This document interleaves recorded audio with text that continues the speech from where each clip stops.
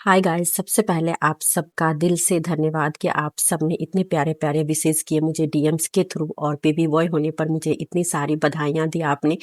क्योंकि मेरा डिलीवरी जो है सी सेक्शन से हुआ था और अब मेरी डिलीवरी को 25 डेज हो चुके हैं। और सी सेक्शन के बाद इतना पेन होता है, इतनी वीकनेस होती है कि मैं जो है आप लोगों के कमेंट्स देख के भी उसका रिप्लाई नहीं कर पा रही थी। और सबसे ज़्यादा जो क्वेश्चन मुझे इस बीच पूछा गया था कि मैं अपने बेबी बॉय के टाइम पे क्या क्या सिम्टम्स थे वो मैं आपके साथ शेयर करूं। तो बहुत कोशिश के बाद फाइनली आज मैं वीडियो आपके लिए लेकर आई हूं। और अलग अलग क्वेश्चंस आते थे कि आपके प्लेसेंटा पोजीशन क्या थी, फूड क्रेविंग्स कैसी थी, मेरा स्किन टेक्सचर कैसा था, वेट गेन कितना हुआ था। तो मैंने सोचा कि क्यों ना एक डिटेल वीडियो आपके साथ शेयर किया जाए। तो चलिए फटाफट से शुरू करते हैं। एक चीज़ आपके साथ क्लियर कर देना चाहती हूँ कि जो भी मेरे सिम्टम्स मैं इस वीडियो में आपके साथ शेयर करूंगी ये मेरा पर्सनल एक्सपीरियंस है। हर किसी का बॉडी अलग होता है, हर किसी के सिम्टम्स अलग हो सकते हैं। कोई भी साइंटिफिक प्रूफ नहीं है कि ऐसा ही होगा तो ही बेबी बॉय होगा या बेबी गर्ल होगी, ऐसा कुछ नहीं होता है।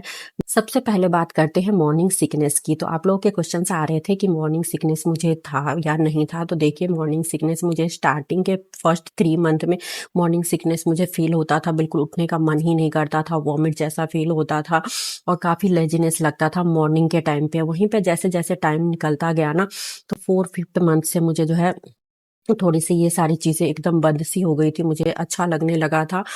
अब बात करते हैं फूड क्रेविंग्स की। तो आप लोगों के क्वेश्चंस थे कि मेरी फूड क्रेविंग्स कैसी होती थी, मुझे स्वीट्स खाने का मन करता था या सॉल्टी खाने का मन करता था।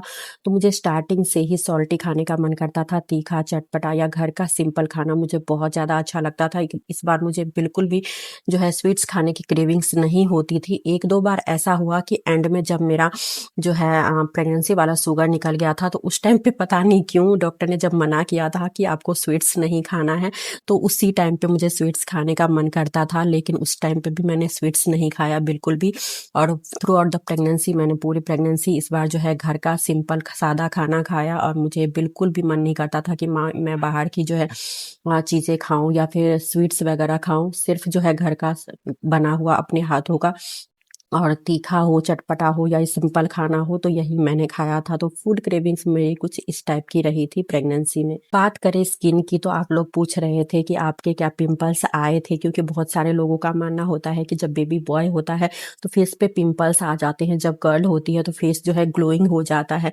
मेरे टाइम पे ऐसा हुआ जब मेरी पहली 2 डॉटर हुई थी, तो उस टाइम पे मेरा फेस बहुत ज़्यादा ग्लो करता था, मुझे कुछ भी फेस के लिए करना नहीं पड़ता था। इस टाइम पे ऐसा हुआ कि पिंपल्स तो नहीं आए थे मेरे फेस पे, बट जो है मेरे फेस पे बहुत ज़्यादा डार्क स्पॉट्स हो गए थे, पिगमेंटेशन वगैरह हो गए थे, मेरा स्किन बिल्कुल ही डार्क होता जा रहा था। जैसे अंडर आर्म्स है, थाइज है, जो टमी एरिया है वो पूरी तरीके से ब्लैक हो गए थे। मुझे बिल्कुल भी ऐसा मतलब देख के लगता ही नहीं था कि ये मेरी ही स्किन है।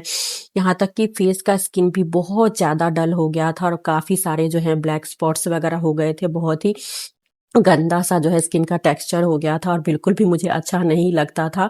तो ऐसा कुछ सिम्टम्स मेरा इस टाइम पे रहा था बेबी बॉय के टाइम पे। और जबकि जब गर्ल्स थी तो उस टाइम पे मेरा जो है फेस ग्लो करता था। हेयर फॉल की अगर बात करें तो मेरा हेयर फॉल बिल्कुल भी नहीं था। हेयर जो है मेरे थोड़े से पहले के अकॉर्डिंगली जो है प्रेगनेंसी में ज़्यादा लॉन्ग हो गए थे, थिक भी हो गए थे और हेयर का टेक्सचर भी जो है पहले से बहुत ज़्यादा सॉफ्ट एंड शाइनी हो गया था। तो हेयर का इस तरीके से मेरा थ्रू आउट द प्रेगनेंसी इस बार रहा था। बात करते हैं वेट गेन की। तो वेट गेन मेरा इस टाइम पे बिल्कुल भी नहीं हुआ, बहुत ही कम हुआ था। पूरे प्रेगनेंसी में मैंने 9 केजी वेट गेन किया था। जबकि पहले जो डॉटर थी तो उस टाइम पे मेरा ऐसा हुआ था कि हर मंथ मैं 2 केजी जो है वेट गेन कर रही थी। तो उस टाइम पे 18 से 20 केजी जो है मेरा वेट गेन हुआ था। बात करते हैं बेबी के मूवमेंट फील होने की और स्लीपिंग पोजीशन की। तो उस टाइम पे मेरा ऐसा था कि पहले जो डॉटर थी तो मेरा जो है बहुत स्टार्टिंग में 3 या 4th मंथ में जो है मुझे बेबी के किक्स फील हो गए थे। लेकिन इस टाइम पे 5th मंथ कंप्लीट होने के बाद जैसे ही 6 मंथ स्टार्ट हुआ तो उस टाइम पे मुझे जो है बेबी का फर्स्ट किक फील हुआ था, जो कि सच में बहुत ज़्यादा स्पेशल था। और इस बार तो मुझे बहुत इंतज़ार करना पड़ा था बेबी का किक फील करने के लिए, क्योंकि मेरी बेटी के टाइम पे जो है मुझे तीसरे महीने से ही जो है मुझे किक फील हो गए थे, लेकिन इस बार मुझे 6 मंथ तक का वेट करना पड़ा। 5 मंथ कंप्लीट होने के बाद जब 6 मंथ स्टार्ट हुआ तो उस टाइम पे जो है मेरे बेटे की किक मुझे महसूस हुई थी। और बात करते हैं स्लीपिंग पोजीशन की, तो मुझे जो है स्टार्टिंग के 3 से 4 महीने पे जो है राइट साइड पे सोना ज़्यादा कंफर्टेबल लगता था, मैं राइट साइड ही सोती थी। और लास्ट के मंथ में जो है ना मुझे लेफ्ट साइड सोना ज़्यादा कंफर्टेबल लगता था, तो मैं लेफ्ट की तरफ सोती थी। तो कुछ इस टाइप का मेरा जो है इस टाइम पे सिम्टम था। बात करते हैं बेबी बम्प की, तो सबसे ज़्यादा लोग प्रिडिक्शन बेबी बम्प को देख के ही लगाते हैं कि आपका बेबी बॉय होगा या बेबी गर्ल होगी। मुझे अब खुद से समझ में नहीं आता था कि मेरा बेबी बम्प जो है लो लाइन क्राइंग है या अपर है, तो मुझे इस बात का बिल्कुल भी आइडिया नहीं था। आप मेरे वीडियोस में जाके देख लेना शॉर्ट्स में किस तरीके का मेरा बेबी बम्प था, बाकी मैं साइड में क्लिप्स भी लगा दूंगी। बट मेरे बेबी बम्प को देख के हर कोई ये कहता था कि बॉय ही होगा, बॉय ही होगा, और एक्चुअल में मुझे बॉय ही हुआ। तो मेरा बेबी बम्प कैसा था आप अपने बेबी बम्प से जो है मैच करके देख सकते हो, तो उससे आप कुछ अंदाजा लगा पाओगे कि बेबी बॉय होगा या बेबी गर्ल। बात करते हैं बेली बटन की, तो बेली बटन ऐसा बोलते हैं कि जब बेबी बॉय होता है ना तो बेली बटन बाहर की तरफ निकल आता है, लेकिन जब गर्ल होती है तो बेली बटन बिल्कुल पहले वाले पोजीशन में ही रहती है या अंदर की तरफ हो जाती है। तो मेरा गर्ल के टाइम पे, दोनों ही गर्ल्स के टाइम पे मेरा ऐसा था कि बेली बटन बिल्कुल जैसा था वैसा ही नॉर्मल उसमें ही था। मेरे बेली बटन का उभार थोड़ा सा बाहर आ गया था, तो पहले के कंपैरिजन में जो है मेरा बेली बटन का शेप भी चेंज हुआ था, और उसके आसपास का एरिया ना बिल्कुल सर्कल टाइप पे बहुत ज्यादा ब्लैक हो गया था। बात करते हैं टमी लाइन की, तो टमी लाइन मेरा इस बार बिल्कुल स्ट्रेट था और बहुत ज्यादा ब्लैक थी, और नीचे से बिल्कुल यहाँ सीने तक स्ट्रेट लाइन थी। प्लेसेंटा पोजीशन के बारे में आप लोग पूछ रहे थे कि प्लेसेंटा की पोजीशन क्या थी इस बार मेरी, तो प्लेसेंटा की पोजीशन हमेशा से एंटीरियर ही थी मेरी।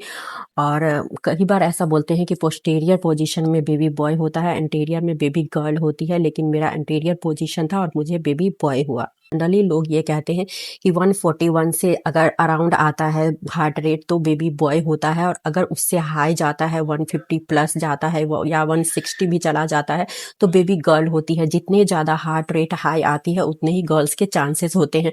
बट मैं आपको एक चीज़ क्लियर कर देना चाहती हूँ कि मेरी दोनों गर्ल्स के टाइम पे भी और इस बार बेबी बॉय के टाइम पे भी हार्ट रेट हमेशा से जो है जितनी गर्ल्स के टाइम पे आती थी उतनी ही आती थी, और हार्ट रेट काफ़ी ज़्यादा हाई आती थी, हमेशा 153 से प्लस ही आती थी। 163 जो है मेरी फर्स्ट स्कैन में आई थी, उसके बाद से जो है वो बढ़ते बढ़ते 170 प्लस भी मेरे बेबी की हार्ट बीट आती थी। तो इससे आप जो है अंदाज़ा नहीं लगा पाओगे कि बेबी बॉय है या गर्ल है। मेरे तीनों ही बच्चों के टाइम पे जो है मेरे बच्चों की हार्ट बीट हमेशा से जो है 150 प्लस ही आते थे। 153, 163, 170 इतना तक भी मेरे बच्चों का जो है हार्ट बीट उसमें आता था। तो ये थे सारे सिम्टम्स जो कि मैंने आपके साथ शेयर किए। ये वीडियो आपके लिए हेल्पफुल रहा हो, आपको अच्छा लगे तो प्लीज़ लाइक शेयर और सब्सक्राइब ज़रूर करना। मैं मिलती हूँ आपसे नेक्स्ट ब्लॉग में। Thank you so much, thanks for watching.